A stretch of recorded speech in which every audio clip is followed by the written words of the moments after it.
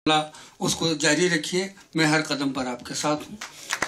10 मार्च को उन्होंने मुजफ्फरनगर में जिस प्रोग्राम के इनेकाद का ऐलान किया था वो पहले से भी ज़्यादा बड़े अंदाज में हो, ताकि ये पैगाम जाए कि कोई एक कत्ल, इरादों का कत्ल कभी नहीं हो सकता, इरादे हमेशा जिंदा रहेंगे और पहले से ज़्यादा तवानाई के साथ जिंदा रहेंगे।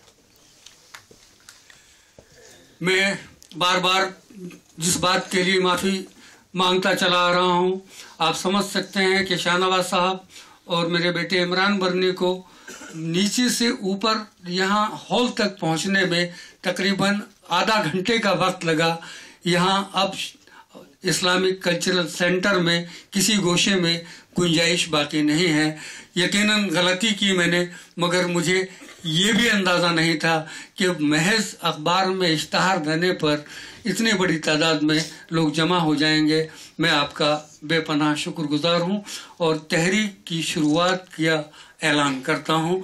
आपको अगर इस पर इकरार है तो लब्बैक लब्बैक अल्लाहुम्मा लब्बैक। मैं कभी देख कर नहीं पढ़ता रहा हूँ। जो लोग मुझे सुनते रहे हैं, तकरीर चाहे मैं 5 मिनट करूँ या 5 घंटे, हमेशा मैं बगैर देखे, लेकिन आज कुछ वाक़यात को आपके सामने रखना है। जब मैं रुकूं, एक सफ़े से दूसरे सफ़े पर या एक मौजू से दूसरे मौजू पर जाऊं, तो उस वक्त मुझे आपकी ज़बान से नारे तकबीर की आवाज़ चाहिए, ताकि जो लम्हा पेज पलटने या मौजू बदलने में खर्च हो, उसमें मुझे इस बात का एहसास ना हो कि आप खामोश बैठे हैं।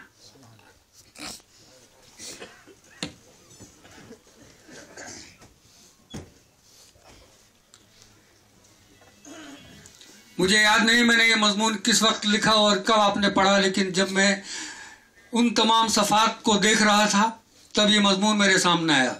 इस वक्त मैं सिर्फ एक मुसन्निफ, एक सहाफ़ी या एक मुदीर की हैसियत से ही खुद को नहीं देख रहा हूँ, और इस वक्त मैं खुद को बस एक मुस्लिम नुमाइंदे के तौर पर भी नहीं महसूस कर रहा हूँ, बल्कि मेरी इस गुफ्तगू को एक गैर जानिबदाराना रिसर्च स्कॉलर के मुशाहिदे पर मबनी तसव्वुर करें तो किसी बेहतर नतीजे पर पहुँच सकेंगे।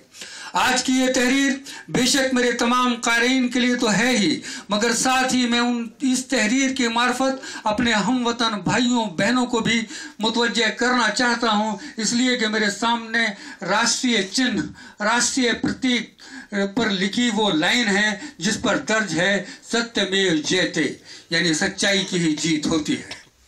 लिहाजा मुझे यकीन कामिल है कि इंशाअल्लाह जीत सच्चाई की ही होगी।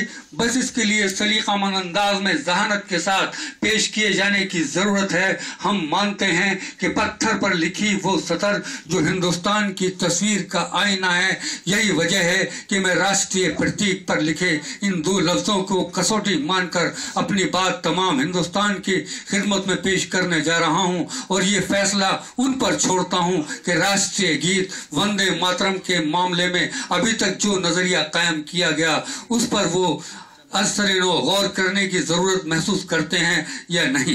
ये एतराज़ मुसलमानों की तरफ से किया जाता रहा, कतई नज़र इसके कि 6 बरस कबल हिंदुस्तान के मैनाज तालीमी इदारे दारुल उलूम देवबंद ने इसके गाए जाने को गैर मुनासिब करार दिया, कतई नज़र इसके कि जमीयतुल उलमाए हिंद के 30वें इजलास में पेश की गई तजावीज़ में दारुल उलूम देवबंद के फतवे की हिमायत की गई है।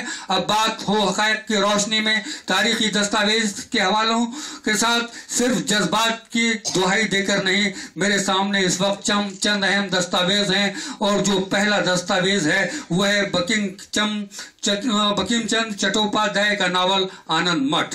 मैं इसके एक एक हरूफ का शुरू से आखिर तक न सिर्फ पढ़ चुका हूँ बल्कि बगौर मुतालिया कर चुका हूँ, और अभी भी ये मेरे मुताले में है, इसलिए कि मैं अब सिर्फ मैं अब सिर्फ पढ़ ही नहीं रहा हूँ जो लफ्ज़ों में लिखा गया है, बल्कि अब मैं वो भी पढ़ने की कोशिश कर रहा हूँ जो लिखने से पहले मुसन्निफ के जहन में था, मगर एक पैगाम के तौर पर क़ारीन तक उसे पहुँचाने की कोशिश कर रहा हूँ। इसके चंद जुमले में आज भी अपने क़ारीन की खिदमत में पेश करने जा रहा हूँ, और इस दरख्वास्त के साथ कि आनंद मठ के ये जुमले हम सब अपने हम वतन भाइयों के सामने भी बेहद अदब के साथ जरूर रखें और उनसे दरख्वास्त करें कि अज़राए करम इन्हें ईमानदारी के साथ कसौटी पर परखें कि नावल निगार की जहनियत का और नावल निगार की जहनियत का अंदाज़ा करें, फिर वंदे मातरम पर बात करें, इसके राष्ट्र गीत होने पर गौर करें, मुसलमानों के एतराज़ की वजह को समझें, तब शायद हम कौमी मफाद में किसी नतीजे पर पहुँच सकेंगे। आनंद मठ के सफ़ा 77 पर तीसरी और चौथी सतर में दर्ज है, हम राज्य हुकूमत नहीं चाहते, हम सिर्फ मुसलमानों को भगवान का दोषी मुखालिफ मारकर उनका वंश समेत नाश करना चाहते हैं। ये लिखा है आनंद मठ में। सफ़ा 88 और 89 पर बंकिम चंद्र चट्टोपाध्याय ने अपने नावल में लिखा है, भवानंद ने कह दिया था, भाई अगर किसी के घर में एक तरफ हीरे जवाहरात रुपया पैसा देखो और दूसरी तरफ टूटी फूटी बंदूक देखो तो हीरे जवाहरात रुपया पैसे से नजर हटाकर टूटी बंदूक ही साथ लेकर आना। वही पुरोहित और उपाध्याय के हाथ में वो बंदूक थी जिसका मैं आगे तकरीर में जिक्र करूंगा। इसके अलावा उन्होंने गांव-गांव में खोजी दस्ते भेजे। खोजी लोग जिसके गांव में हिंदू देखते कहते विष्णु पूजा करोगे, ये कहकर 20-25 आदमी मुसलमानों के गांव में आते और घरों में आग लगा देते। मुसलमान अपनी जान बचाने के लिए इधर उधर भागते। संतान साधु संतों का टोला उनके सब कुछ लूट कर नए विश्व भक्तों में तकसीम कर देते। लूट का माल पाकर गांव वाले खुश हो जाते तो उन्हें मंदिर में लाकर संतान संत बनाया जाता। लोगों ने देखा कि संतान संत बनने में बहुत फायदा है। स्वामी दयानंद के संत बनने को जहन में रखें। शिव सेना ने जो कुछ किया और जो कुछ लिखा श्री कृष्ण कमीशन ने अपनी रिपोर्ट में उसे जहन में रखें।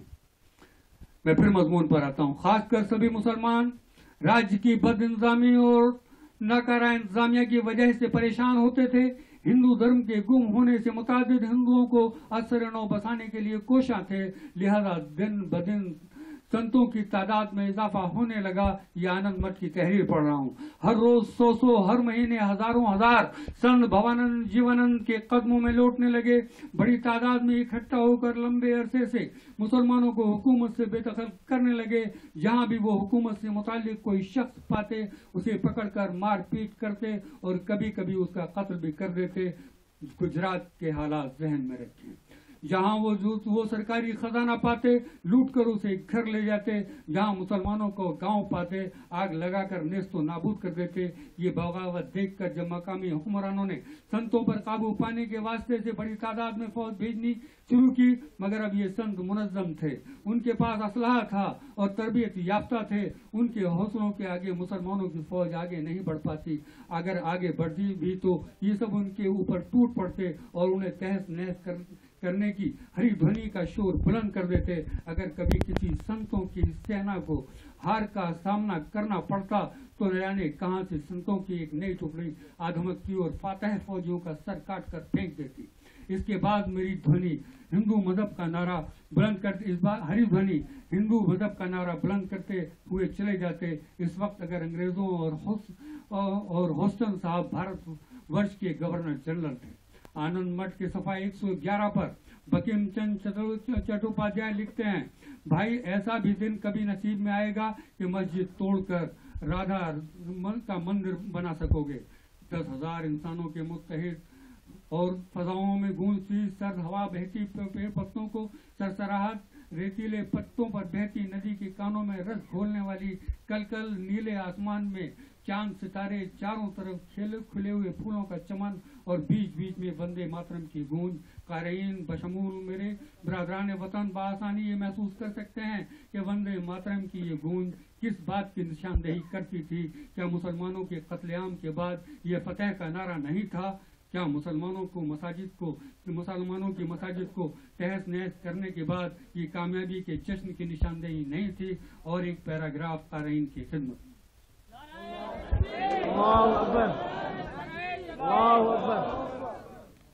आनंद मठ के सफा 127 पर बंकिम चंद्र लिखते हैं, इस एक रात में ही एक गांव और शहर में शोर मच गया। मुसलमान हार गए, देश दोबारा हिंदुओं का हो गया है। सभी एक बार बुलंद आवाज में हरी हरी बोलो। गांव के लोग मुसलमानों को देखते ही उन्हें मारने को दौड़ते। कोई कोई उस रात दल बनाकर मुसलमानों के मोहल्ले में गया और उनके घर में आग लगाकर सब कुछ लूटने लगा। कई लोग मारे गए, बहुत से मुसलमानों के दाढ़ी मुड़वा दी गई और बदन पर मिट्टी का तेल मलकर हरि नाम का जाप करना शुरू कर दिया। पूछने पर कहते हिंदुओं में बड़ी तादाद में मुसलमान शहर की तरफ भागने लगे। और अब इस नावल का